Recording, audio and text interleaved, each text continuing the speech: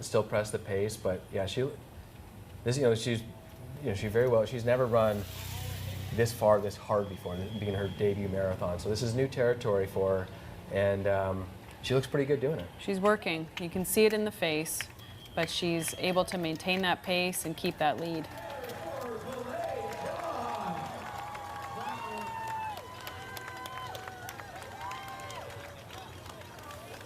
You can see the crowd of volunteers and the supporters, invited guests of our elite athletes, and all of those people that are taking care of those athletes as they cross the finish line with their nutrition, medical support, interviews, everything they need in order to recover and move along after their success today. For Chelangat, there are a lot of signs that show the marathon will be her best event. Again, she's early in her career. And you speak with people around her, they'll tell you the longer the distance, the better she does, and showing that now at the age of 27 here in Ottawa. And I'm not going to let that 40-kilometer sign fool me again. That's when I saw 40 kilometers per hour. Yeah, yeah. That's a speed limit. Yeah, that's what I saw when Albert Creer and Rory Linkletter came by. I thought they were at 40K, and then they came up to the 40-kilometer water bottle table, and I was a bit confused. So that 40 in the background is just the speed limit. Mercy has about 10 more minutes of running. She's been averaging 3:23 per K up until this point, so that's about a 2:22 high, 2:23 low pace. So they were a bit faster through halfway, but then they've slowed again, as the race gets tougher at the end. But yeah, about 10 more minutes of running for Mercy Chelangat in her debut marathon here in Ottawa. Yeah, and she'll be feeling that heat a little bit as well as she sticks to the left-hand side of the road where there is less shade. At least the sun is kind of poking out from the back and on her right shoulder, so it's not quite right in her face. But in this section of the canal where it is fairly open, it does start to bear down on you. But it is nice that these athletes are facing the sun from behind rather than right in the eyes. Yes, and training in Kenya, you are definitely getting used to some very hot sun. Right, definitely.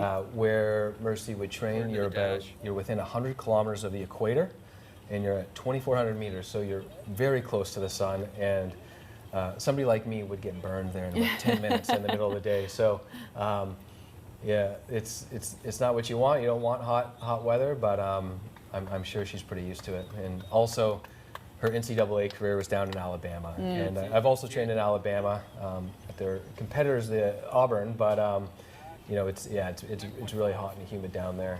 So now we go back to our lead Canadian women. Anne-Marie Comeau is still there with her pacer Jean-Philippe Thibodeau, and he's doing a great job of just maintaining a consistent pace. It doesn't look like there's anybody else around her. I can't see any competitors behind.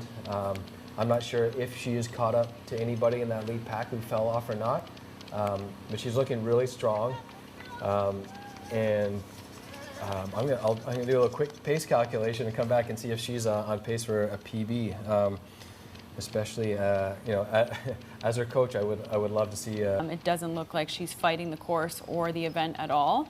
Again, once we hear from her, I'm sure the opinion will be different. But it's really refreshing to see such strong Canadian legs. So close to the finish line now. She's just past Bank Street not too long ago, is up running north towards that finish line in that full heat, full sun. So she is so close to getting into that finish line view. Yeah, so far up to 35K, she has averaged 3:37 per kilometer. So that puts her at about a 2:32 high pace, her PB being 2:34. If she can be 2:32 high or 2:33 low, that would be a really good run today. For Canadian women to have a 2:33 on this course is a great run, right? And she might be actually sitting. I'm looking at some of the splits here. They don't pick them up all up, but she might be in 6 overall right now, which is a great which is a great finish in this very international field. Incredible finish and incredible time overall. And I know as a Canadian athlete, she is getting extra support from all the individuals left, right, and center as they see her vying for that top Canadian spot. Yeah, and as we mentioned earlier, that top Canadian spot comes with a $3,000 payday, so that's only for the Canadian. So Rory would have got $12,000 for second place and another $3,000 for first Canadian, so making his total $15,000 on the day. So Wow. a nice little payday. Yeah. Much higher than what he'd get at Boston. Well, I wouldn't say much, but a bit higher maybe than Boston, finishing sixth there. It's not a bad way to spend a weekend. Not a bad way to spend a weekend. Yeah, both CJ and Rory. It's really interesting to see. Like I said, as an announcer, somebody taking a risk like that to do Boston and then Ottawa, sort of like get the popcorn out. Let's see how this goes. And it could be great. It could be a disaster.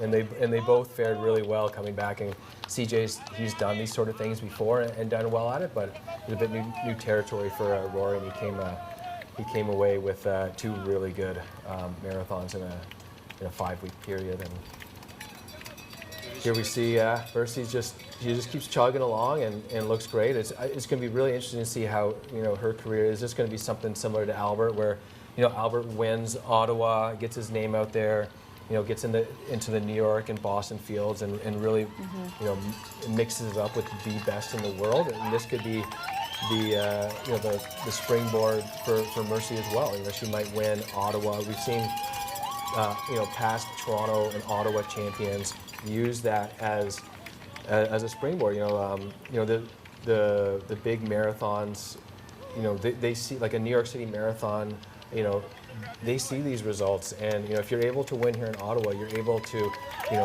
mix it up with the New York marathon elites, Yeah, definitely. and then if you see someone win, it's just like it's a great story. So I wouldn't be surprised if this is going to springboard Mercy to a really good marathon career. Mercy Chelangat running away with it here at the Ottawa Marathon. If you missed it earlier, at the beginning of the year, Chelangat competed in the half in Houston, then went back home to Kenya, and she wanted to visit family and friends, but also linked up with some elite marathoners when she got back home. And that really opened Chelangat's eyes to what it takes. Came back in her best fitness, realizing what it takes to be a marathoner. There was a real point of emphasis in strength training. And they said in the last 10K, that's where you'll see it. And it is evident here today. Chelangat in the home stretch where she is going to win her first career marathon here today, Jenna. Yeah, well, 1 more kilometer-ish to go here. I'm going to take a quick moment here before that finish just to acknowledge these women. And I know that the city has really put in a lot of effort in acknowledging and representation with diversity and supporting our women. The Run Ottawa community also now creating and championing events that are specifically for elite women. And I know that the crowd down here, and this is me getting choked up once, the third time today. I know the crowd, it means a lot to have these strong women represented from Canada and from all over the world. And hats off to Run Ottawa for championing diversity in our race and encouraging women in sport. As well as our addition of a non-binary field this year. So great job to Run Ottawa for continuing to get these women seen and to the finish line with such support. The 40K split for Mercy Chelangat was 2:15:55. That puts her at 3:24 pace, so 3 minutes 24 seconds per kilometer, which would give her a 3:23 mid. So she's looking at a 3:23 mid debut here at the Ottawa Marathon. This is a great debut, and she's put a lot of distance as well on some athletes who have had run very fast times. It looks like Mesret Gebra fell off this pace, and Visaline Jepkesho, the compatriot from Kenya, has taken over second spot. Can't see her on the screen, but the splits are saying that Visaline has overtaken Mesret for that second spot. In a lot of ways, you get the sense that this is the arrival of the next one. And there she is making that turn, starting to approach those barricades where the crowds will have undoubtedly gathered to watch her finish. Now, Reed, will we see her pacer drop off before the finish? Yeah, usually they do. Actually, a there lot of she's times smiling. they ask the pacers to drop off at about 40K, especially if there's a race still going on, right? You don't want a pacer in there if there's two women still battling. Sure. And then of course you just want to give, at this point, the race photo. You don't want the pacer in the race photo. So at this point he should peel off and just let Mercy run in it alone and get the cheers of the crowd. Like you mentioned before that you're going to see the barricade soon, and the crowds are going to get much thicker, and she really doesn't need a pacer. No, she's good. In the last good. few hundred meters. She's being chased by, I think, a friend or a teammate there on the side and smiling as well. So she's definitely getting some crowd support from folks that she knows. The pace was 2:23. The target, bang on. Yeah, they just clocked over the 2:23 flat mark, but I think she can still be under 2:24 here. As you like you said, once you see the barricades, you're in You're there. the final couple Yep. hundred meters, and we'll see where it finishes. She's run 31:15. There, he's letting her go. So she's got a fast 10K time. She's got the 1:08 half, and now she's going to have a 2:23 to her name. This is a great debut. Showing no mercy for the field. Chelangat, the champion in Ottawa. First career marathon title in the books. She's such a lovely person. I'm so thrilled for her.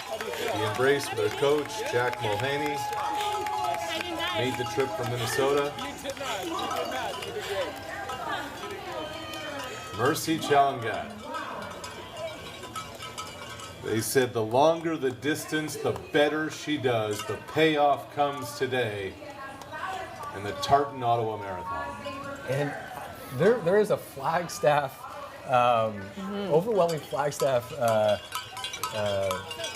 What's the word I'm looking for? They've done really well. So if you look back at yesterday, Grayson Larkin training in Flagstaff.